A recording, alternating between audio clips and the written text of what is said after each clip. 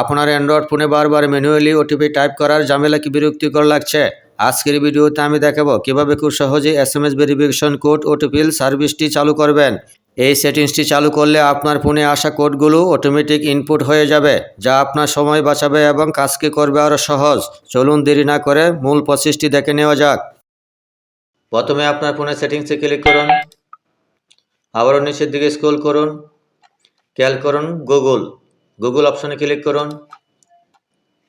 ঠিক পেজটি এইভাবে ওপেন হবে। উপরের দিকে আপনার জিমেলটি দেখতে পাবেন, তার নিচের দিকে খেয়াল করুন অল সার্ভিসেস এই অপশনে ক্লিক করুন।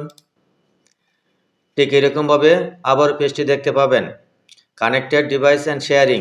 আবারও নিচের দিকে স্ক্রল করুন, এইখানে খেয়াল করুন প্রাইভেসি অ্যান্ড সিকিউরিটি। আবারও নিচের দিকে খেয়াল করুন, এইখানে পাবেন ওটিপি অ্যান্ড পাসওয়ার্ড। এর নিচের দিকে খেয়াল করুন ভেরিফিকেশন কোড বাই এসএমএস এই অপশনে ক্লিক করুন।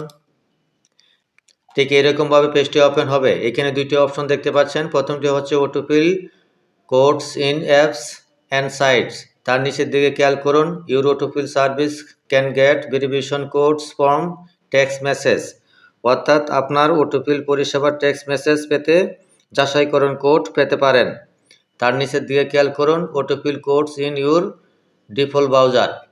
এর নিচের দিকে ছোট করে লেখা আছে your default browser can get verification codes from text message, অর্থাৎ আপনার ডিফল্ট ব্রাউজার টেক্সট মেসেজ পেতে যাচাইকরণ কোড পেতে পারেন। এই দুইটি অপশনে অন করে রাখতে হবে। যদি ব্রাউজার থেকে কোনো সাইটে আপনি প্রবেশ করতে চান আর যখন ভেরিফিকেশন কোড আসবে তখন অটোমেটিক সেই কোডটি নিয়ে নেবে, তখন সেটা ম্যানুয়ালি আর সেটা কপি করে আবার পেস্ট করতে হবে না। আশা করি বুঝতে পেরেছেন। ভিডিওটি ভালো লাগলে অবশ্যই একটি লাইক এবং শেয়ার করতে ভুলবেন না। ধন্যবাদ সবাইকে।